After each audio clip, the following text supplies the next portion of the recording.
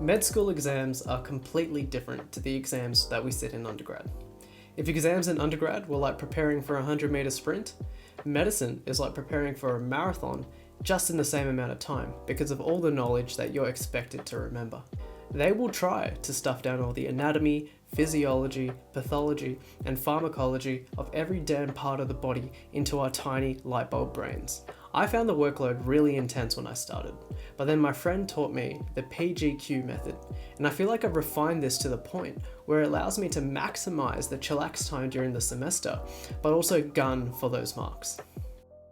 Hi guys, welcome back to the channel. My name's Sanji, I'm a second year medical student studying at the University of Melbourne, and in this video we're going to talk about a step-by-step guide that I used to ace my first year of medical school. We're going to talk about the PGQ method that I used, and this stands for prepare, grind, and questions. I think we're all looking for ways to do the least amount of stuff possible, but still get really good grades. And so using this method, I was still able to do a part-time job and maintain that mythical social life that we all dream about, whilst still getting really good grades in medical school. And so we're also going to talk about how to use Anki to study, how to organize our lecture notes super duper efficiently. We're going to talk about how to use Notion to study. And finally, we're going to learn how to condense all of this so we can spend less time studying and more time enjoying our lives. Alright, so part one is preparation. And as my man Benjamin Franklin said, if you fail to plan, you plan to fail. And all we're going to do during this time is make sure we do our lectures and we don't fall behind. Now the reason for this is because there's a teeny tiny fine line between doing the least amount of stuff possible to get good grades and leaving those grades and your mental health out there to die. I saved a lot of time in first year because instead of making lecture notes, I just made flashcards during my lectures and I saved a lot of time. And that's it, so just do your lectures during the semester and don't worry too much about studying. Go spend that time working or going out with mates and doing the stuff that you love, right? Life's too short not to be enjoyed and we only have a few years of uni left. Now part two is the grind. Now this is where we've got to get our heads in the game, okay? It's about 3 weeks, but it's 3 weeks where you probably don't want to go out every Friday night. And so if you actually follow this technique, you'll actually slam some spaced repetition in as well, which makes studying for future exams super duper easy. So I'm going to break it down into 5 steps, which kind of overlap, but that's fine. So step number 1 is to write down all of the useless lectures throughout the semester so you can ignore them. Even if there's one question on the exam on it, it's just not worth your time. Step number 2 is to have a specific topic each day and set specific goals for it. So for example, I want to understand the pathophysiology and how to treat angina, heart attacks, and heart failure. Okay, now step number 3 is to speed listen to all of the really hard but high yield lectures in that topic that you didn't really understand. I don't know about you guys, but I used to do this a lot before I found this method, right? When I tried to look over my notes from week 2 in week 18, none of the dots would join. It felt like I was reading some sort of foreign language and I felt like Bambi struggling to get up on day 1. So what I do is I listen to those high yield lectures at 2 to 3 times speed, and then I try to look over my notes or do my Ankis. And what I find is that even though it took me an extra 20 minutes to watch that lecture, I save an hour or 2 in the long run when it comes to my study because my brain has made these connections. So step number 4 is super duper high yield. So if you've been enjoying this video so far, chuck a like and a subscribe down below. But step number 4 is Notion.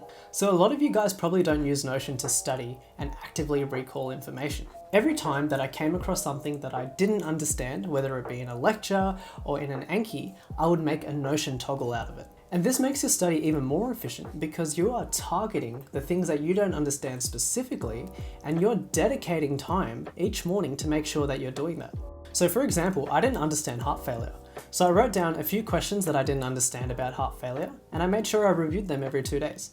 Okay, now step number 5 is super duper easy and that's just to repeat it for the next 3 weeks. And you guys are going to be surprised by how easy it is to stuff 18 weeks of knowledge into our tiny light bulb brains. Alright, so let's look at what this workflow looks like on my Mac now so it makes a bit more sense.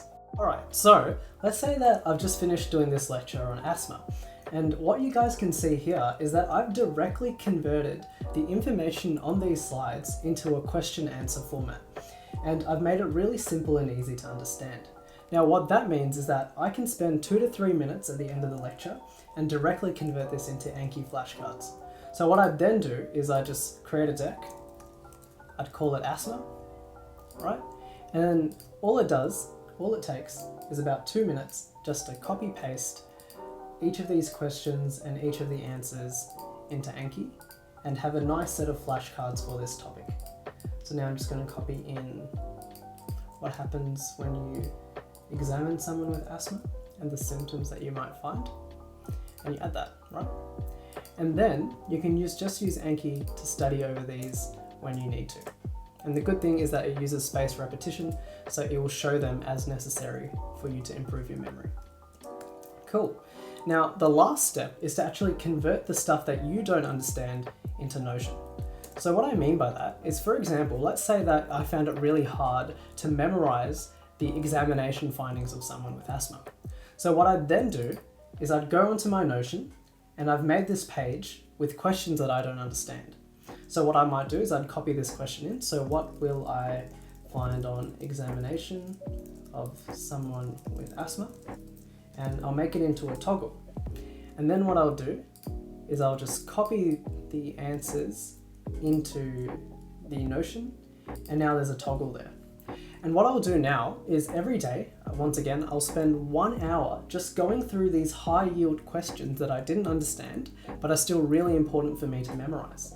And so because I'll be going over this question about examination findings of people with asthma every single day, I am very likely to make sure that I memorize this content and I'll have it in my brain for the exam.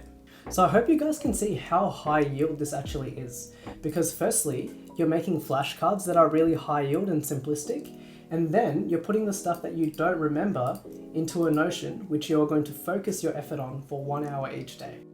Okay, part 3 is questions. And the fact that you've made it so far in the video, I can see your dedication to doing the least amount of study possible. So this is now the week before exams, and what you want to do during this period is find as many practice questions as you can. So from your subjects, from the internet, from past exams, and grind them out as much as possible. And so a good site for medicine related questions are Past Medicine and Amboss, which I'll link below. And at this point in your study, you want to ignore your lecture notes and your Ankis, and you really just want to grind out these questions as well as the Notion questions that you've made as well. And that's it. If you follow this guide, you're probably going to do really well. You're going to enjoy your uni life, okay? And your mental health isn't going to go down the drain either.